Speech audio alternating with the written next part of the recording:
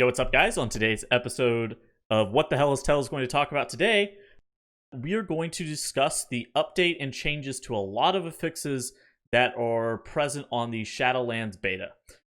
Basically, the developers have posted some notes, and we're going to go over some updates and changes to Bursting, Volcanic, Sanguine, Grievous, and Explosive. So these are affixes that they have identified as problematic or in need of changes in some form or fashion, and we're going to talk about what those mean. Of course, I did have the first look at Prideful for my video yesterday, so if you guys are looking for something in relationship to the seasonal affix, you can go check that out. But today, we're going to be covering the changes to some of the base affixes. Honestly, I'm super stoked that they have addressed some of these. I was kind of hoping for a full-on affix rework coming into Shadowlands, but changing up some of the affixes and how they are designed is going to be important. Of course, as well, they are adding through 3 additional affixes, but we don't know how those are going to be implemented, whether or not they are just in addition to the current set of affixes, if they are going to potentially be replacing some other affixes. We don't really know what's the deal with those, but once those are also released, I'm sure I will cover the topics in relationship to those. So with that said, let's jump into the affixes and talk about how they've changed and what this really means for everybody, what this means for your group, what this means for your team, and how everything else ends up working out. All right, so first and foremost, we have Bursting. And Bursting is now a magic effect that can be dispelled, and the damage is a flat amount that scales with the keystone level rather than a percentage of players' maximum health. Currently, the percentage of maximum health thing was kind of wild at lower keystone levels versus higher keystone levels because groups were it was very challenging for groups to be able to control their damage a lot of the time, especially whenever the targets have substantially lower health. Basically, the developer's notes kind of agree with that. He says, while percentage damage made this fix feel very consistent, it also led to an odd interaction where having more stamina felt like a penalty instead of a bonus. Yes, also, like, using modifiers like Rallying Cry, going bear form, those things also felt really strange, so having it do a flat damage amount and scale with keystone level is super good. Let's talk about the consequences for it now being dispelled. So first thing that I think of whenever I can read that it can now be dispelled is that revival effects and mass dispels are both incredibly potent versus Bursting. Shadow Priest, Disc Priest, Holy Priest, or Mistweaver Monk, being able to remove multiple stacks, that's great. Immunity classes are still going to be super strong. Like, if you have a Paladin healer, being able to bubble your stacks off and then dispel somebody else is going to be great. Resto Druid and Restoration Shaman never really had too big of an issue being able to heal through Bursting just because of how their toolkits ended up healing and like Spirit Link Totem and stuff like that. So I think that now they've made Bursting a little bit more equitable for all of the healers, making it dispellable. It still allows your DPS or your classes with immunities like mages, like demon hunters, like rogues, like paladins, or whatever that has an immunity, turtle. Those immunities are still good. You can now dispel classes without an immunity or tanks. I think a lot of times the tanks would be the person that you would tend to dispel because they are also probably going to be tanking trash mobs while the bursting is coming through. So great change for Bursting all in all. Next, we have Volcanic, which I am pretty happy with this change. Volcanic as a whole was really undertuned for an incredibly long time, and anything that they can do to just kind of slightly amp up the difficulty of Volcanic, that's going to be great. In addition to that, damage is now a flat amount that scales the keystone level rather than a percentage of players' maximum health. Totally fine. Added functionality, players hit are now knocked high into the air, and it's really high. You can see a gif of it right here. You see Squishy getting just launched. It's about the same height as the Lady Ashvane knockup. If you guys played during Asharo's Eternal Palace, the Lady Ashvane had an ability, it would knock you up. It's very similar in height to that. You end up taking some fall damage, so utilizing things such as like slow fall or a flap or like a disengage as you get close to the ground to be able to mitigate the fall damage, also kind of important. The developer notes read for Volcanic, as the responsibility for this affix is often placed on healers, it felt appropriate to shift its emphasis from damage to disruption.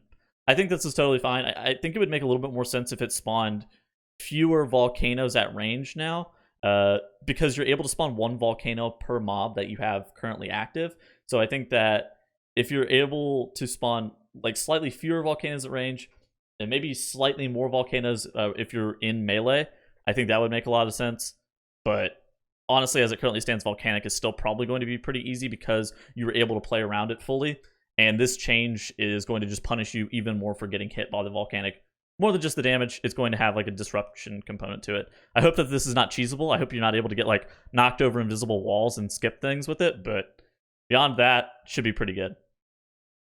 Next, Sanguine. Duration reduced to 20 seconds was 60 seconds. This is pretty straightforward. The developer's notes read for this. While players have many options to deal with Sanguine, we recognize that it can feel rough in dungeons with many tight corridors. Reducing the duration of Sanguine pools should make their placement feel less restrictive in those dungeons, especially the aptly named Sanguine Depths. They're getting out ahead of it all with the change of duration from 20 seconds from 60 seconds. This is a great change to Sanguine. It allows you to... There's also like caster mobs that will sometimes just like sit casting in Sanguine for a long period of time, or like think about the last boss in Temple of Sethralus with all those hoodoo hexers that are just channeling on the boss. If you accidentally Sanguine them, you're just sitting there waiting for the Sanguine to despawn underneath them. There's a lot of times where the Sanguine duration being 60 seconds is really annoying. I think that them changing it to 20 seconds is an excellent change. Next, we have Grievous, which I absolutely love this change. So, the Grievous damage is now a flat amount that scales with Keystone level rather than a percentage of players' maximum health. This is going to be great, especially for tanks. Again, I do wonder how poorly this is going to scale. Like, this one, more so than the Bursting, more so than the Volcanic, scaling with dungeon level as opposed to player HP, can get a little rough if it's not tuned appropriately, but assuming it's tuned correctly, this should be great. In addition to that, added functionality, non-periodic heals now remove one application of Grievous Wound. This is absolutely phenomenal for basically every healer that's not Restoration Druid. This is just spectacular for people to be able to remove Grievous. There are also currently effects like Word of Glory that remove stacks of Grievous. You can also, I'm sure, like I as a balanced druid am able to regrowth friendly targets and remove one full stack of Grievous as well. This helps if your healer is off doing something else and you want to remove a stack of Grievous off yourself or whatever. This is a great change, and it allows healers more parity. The developer's notes for this allows healers to more reliably triage the effect while dealing with heavy group damage, and allows more texture to the choice between fast and efficient heals. You're still able to get the Grievous off if you heal players over 90% HP. I don't think that will change, and I think that that's fine to not change. But the ability to be able to remove a bunch of stacks and not get stuck deep into 4 stacks of Grievous on your whole entire party is a great change. I think that this is aimed directly at making sure that Restoration Druids are not like super stupid, while at the same time making sure that other healers are able to get Grievous off of targets. Okay, so what's next? Now we have Explosive, I think. Yeah. So now they appear slightly farther away from enemies that summon them. I'm not really sure what to think about this. The developer's notes for this reads, the goal here is to make explosives easier to see and target, as they're less likely to be directly on top of other enemies. I think that this too could come with a change to where they are not classified as like totems and go directly to the top of your frames. I think that that's part of the problem as well, is that they're classified as just like basically you have like elite mobs towards the bottom, and you'll have totems at the top of your target frames, or at the top of your nameplates whenever you're using stacking nameplates. Explosive always goes to the top of the nameplates because of what type of mob they're coded as. So I think that that's part of the problem, that people are having issues being able to target the explosives. In addition to this, them now appearing slightly farther away from enemies that summon them. I need to see how this ends up working out. In theory, the goal here is to make explosives easier to see and target. You know what? As long as they're doing something, I'm totally fine with them trying this out. I don't want it like spawning 20 yards away from the targets, because that doesn't really make sense, but that doesn't seem like the goal here, and that doesn't seem like that's going to be what's happening. So this change to explosives seems like, on paper, like it should be fairly good. And with that, that will be the conclusion of today's video. I want to hear from you guys. What affixes do you like the most out of all of these that were listed today? What affixes are you looking to be changed somewhat? To me, it seems like Necrotic would be the big one that I would like changed somewhat. I think that the stack should apply independently and fall off independently of one another. I think that you should have like an ICD on how quickly you should get stacks applied. Necrotic feels really, really rough. I guess Kyrians are also able to help mitigate that somewhat, but Necrotic is an affix I feel like should be next to be looked at. I want to hear from you guys, though. What is next on your hit list for affixes to be changed?